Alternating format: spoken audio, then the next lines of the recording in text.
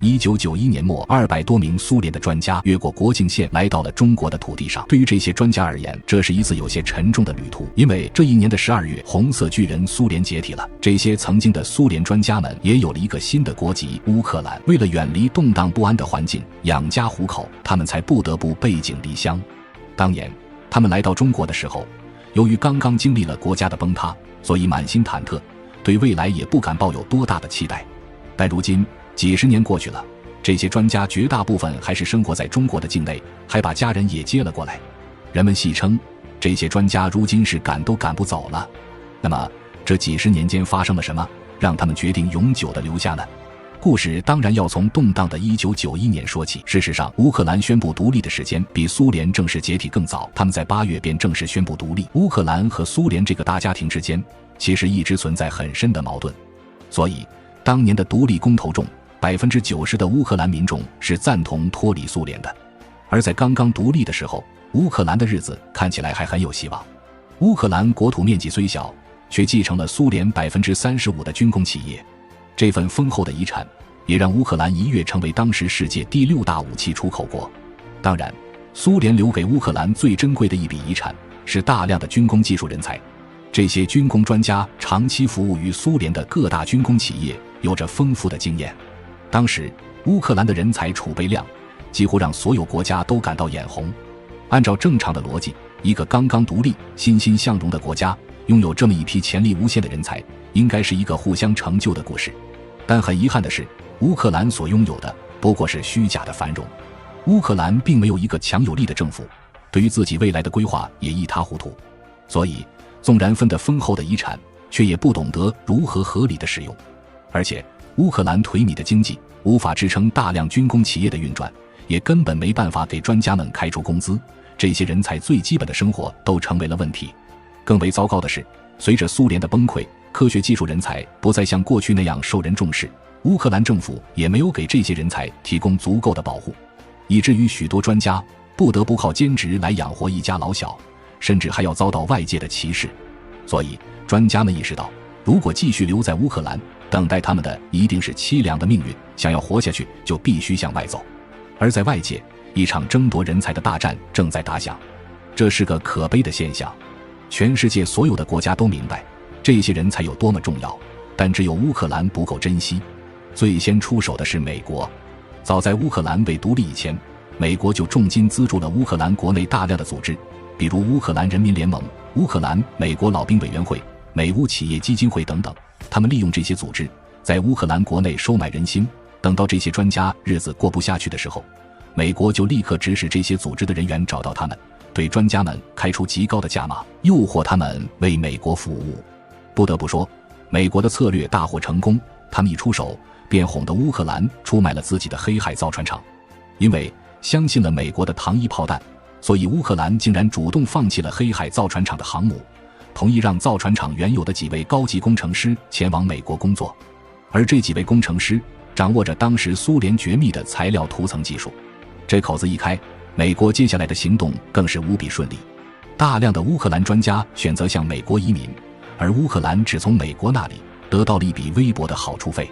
除了美国之外，韩国、以色列、朝鲜等国家也纷纷出手，就连和乌克兰矛盾重重的俄罗斯也开出了优厚的条件。与此同时，中国也决心加入这场人才争夺战之中，因为即将到来的21世纪必然是科技的世界，只有技术上领跑，才能够实现国家的复兴。所以乌克兰这一批流失的人才对我国未来的发展至关重要。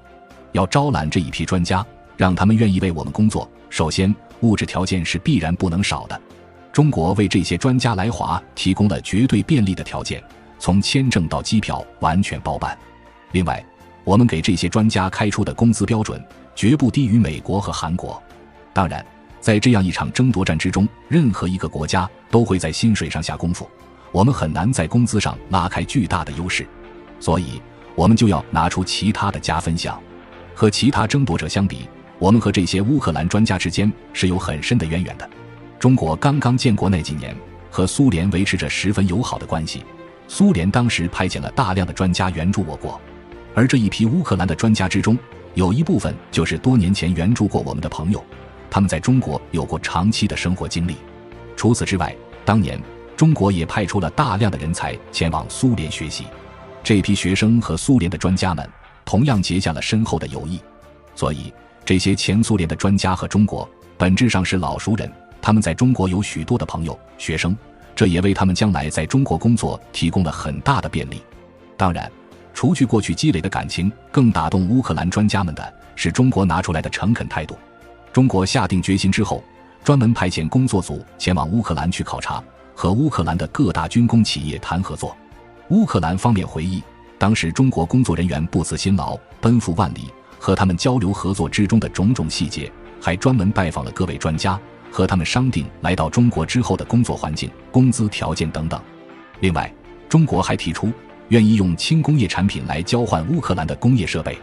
当时急于将设备变现的乌克兰对此欣然接受。就这样，第一批乌克兰专家来到了中国。中国按照此前的承诺，为专家们提供了舒适的工作环境。无论是官方还是民间，都对专家的到来表达了热烈的欢迎，而专家们也投桃报李，协助中国攻克了许多技术难题。为了让今后的合作更加便利，中国更是在此后启动了双引计划，调拨大笔资金来引入乌克兰的人才和技术。同时，国家还为远道而来的乌克兰专家设立了政府友谊奖，用来表彰那些在双方技术合作中做出了突出贡献的乌克兰专家。对乌克兰专家们来说，中国所表现出来的这份尊重是很难得的，也促使更多人选择了中国。当时放眼世界，乌克兰专家们看似有很多选择，但实际上对于许多国家，他们是心存顾虑的。比如砸下重金的美国，虽然也吸引了很多专家，但不可忽略的是，美国长期作为苏联的对手而存在，而且苏联的崩溃背后也有美国的推动。对于爱国的苏联科学家而言，苏联刚刚消逝，便要转投曾经的敌人，他们心理上很难接受。许多人觉得前往美国无异于叛国。而俄罗斯和乌克兰表面上看来都是前苏联成员，但是俄乌之间历史上多次爆发大战，如果不是苏联强行统一的话，双方之间本来是世仇的关系，很难同心同德。苏联解体之后，俄乌之间矛盾日渐加深，许多乌克兰人对于俄罗斯的恨意比美国更深。而且俄罗斯官方虽然愿意接受乌克兰专家，但俄罗斯自己也是刚刚经历了解体，朝不保夕，无法为乌克兰专家提供稳定的工作环境。何况不管是美国还是俄罗斯，他们内部对于乌克兰移民都存在着很深的歧视，不能抱以完全的信任。所以许多乌克兰专家去往美俄之后，也没办法充分发挥自己的才能。至于韩国、朝鲜、以色列这些国家本是小国，发展空间有限，能够提供的工作岗位和待遇和大国无法相比。他们内心还有一个担忧，就是上述这些国家都野心勃勃，将来很可能与乌克兰发生军事方面的冲突。万一真的有那一天，就等于把刀子递给了敌人。所以中国成为了乌克兰专家们的最优选。一方面，中国可以提供合适的条件，另一方面，中国人民有着极大的包容性。正所谓有朋自远方来，不亦乐乎。对于这些不远万里来到中国的乌克兰专家，中国人民是真诚地把他们当作自己人的。而且中国人民是热爱和平的，绝不可能为了所谓霸权和乌克兰产生军事冲突。以上种种原因，让中国在与其他国家的人才争夺战中脱颖而出，成为了最优选。辽宁号航母的设计者之一瓦列里·巴比奇，就是当年通过双引计划来到中国的乌克兰专家之一。巴比奇从苏联研发第一代航母开始，便一直坚守在科研岗位上。辽宁号的前身瓦良格号也是巴比奇参与设计的。他本是意气风发的科学家，然而苏联解体之后，瓦良格号的研发被乌克兰搁置，而巴比奇这样一位享有盛誉的设计师，竟然沦为了失业人群。巴比奇不愿接受美国的招募，只好在国内勉强度日。最困难的时候，全家甚至连1斤牛肉都买不起了。巴比奇每想到即将废弃的瓦良格号，就心如刀绞。这本是他的得意之作，如今这样一个优秀的设计却夭折了。但巴比奇没想到的是，瓦良格号得到了重生的机会。中国收购了瓦良格号，并对其加以改造，同时中国也给巴比奇这位曾经的设计师发来了邀请。在乌克兰长期失业的巴比奇，对中国来说却弥足珍贵。从收购瓦良格号开始，中国就把巴比奇等参与了瓦良格号的科研人员们放入了人才引进的名单，这让巴比奇欣喜若狂，他可以继续投入自己热爱的科研事业，也不必背负叛国的风险。更让巴比奇惊喜的是，他来到中国之后受到了绝对的优待。中国为巴比奇建造了专门的研究室，给了他大笔科研经费，而且为了让巴比奇没有后顾之忧，中国把他的家人也接到中国定居，安排他的孩子们入学。解决了一切困难之后，巴比奇便可以用100%的热情投入到航母事业之中。在中国，他的日子过得十分舒心惬意。多年之后，巴比奇学会了中国话，交到了很多中国朋友，他的家人们也早就融入了中国。事业方面，巴比奇始终坚持在科研一线，并因为突出贡献得到了山东省科学院海洋仪器仪表研究所颁发的2014年度齐鲁友谊奖，出版了大量的科研作品，并在2017年获评院士。当年因为国家动荡而中断的理想事业，在中国的土壤上重新结出了果实。巴比奇说，我早已经将中国当作自己第二个故乡，中国人很聪明，我选择永远留在中国，从事自己热爱的事业。巴比奇的经历也是当年奔赴中国的乌克兰专家们命运的缩影。苏联的崩溃对于个人命运所造成的影响是不可估量的，而中国成为了绝望之中的希望，他们来了就不愿离开。时至今日，来到中国工作和定居的乌克兰专家人数已经突破了2000名，他们为中国的军工事业进步做出了不可磨灭的伟大贡献。而且随着中国的富强，随着中乌合作的良好延续，还会有更多的乌克兰专家做出和前辈们一样的选择。当年开展双引计划的时候，上级领导是这样说的，对于我国来说，这是一个千载难逢的好机会，这是一批穷10年或者数十年之力都难以培养的优秀人才，这是增加国家底蕴的最佳时机，绝对不能错过。如今事实证明，对于乌克兰人才的引进是一个有利于千秋万代的伟大决策。在对越自卫反击战中，解放军战士曾对一种食物深恶痛绝，老兵更是称其腻得让人舌头打滑，这就是部队公发的猪肉罐头。作为一个具有悠久美食文化的国家，我军却因为后勤条件限制，长期在饥饿条件下作战。最有名的当属抗美援朝时志愿军一把炒面一口血的历史。也正是因为在战场上的悲壮过往，我军展开部队建设后，一直将后勤保障作为重点。到了1979年中越爆发战斗的时候，我军的后勤保障已经取得了长足进步。有解放军战士这样形容，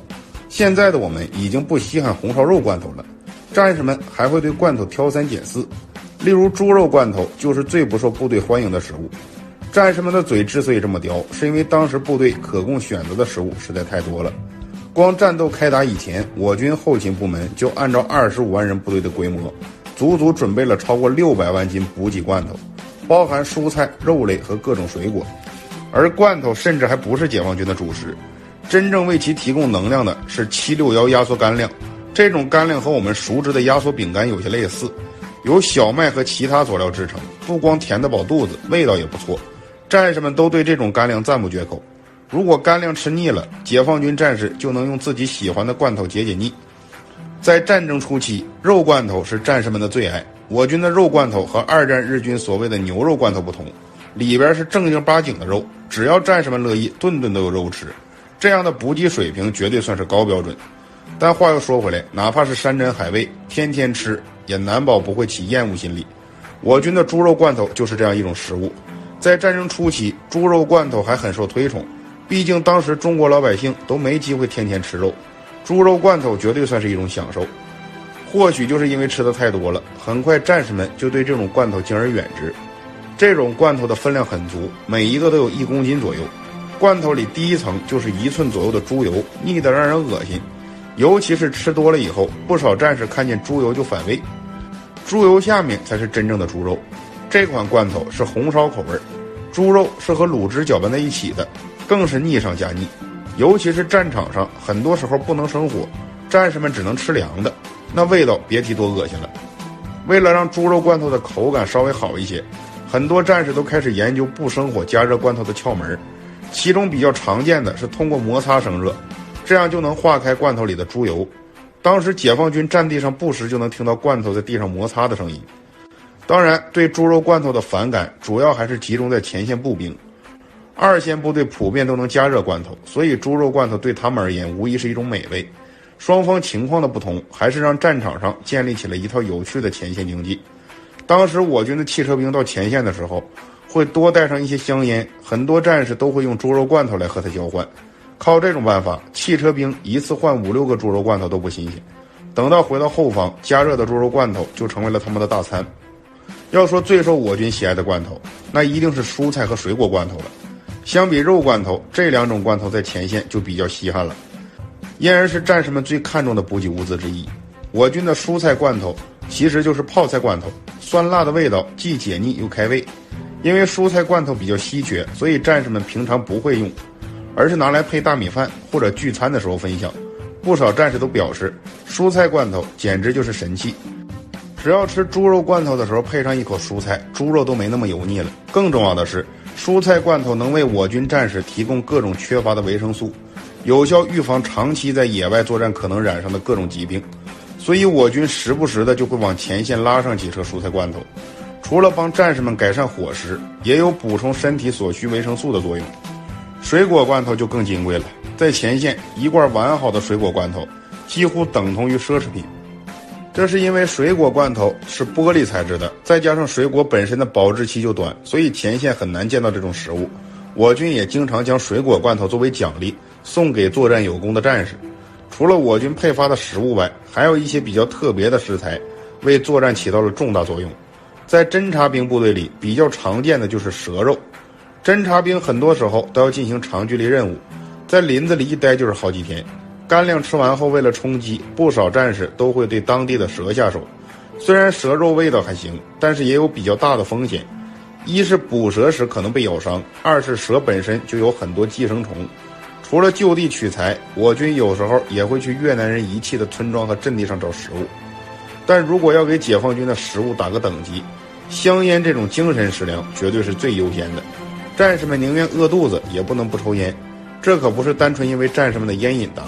而是在注意力高度集中的作战时，香烟是一种很好的帮助。尤其是在阵地上站岗的时候，战士们必须精神高度紧张，否则就很可能会被越南特工偷袭。站白班还好，一到守夜，困意就难免上头，这时候意志力都起不到作用，只能靠一支又一支香烟顶着。可以想象香烟对战士们有多重要。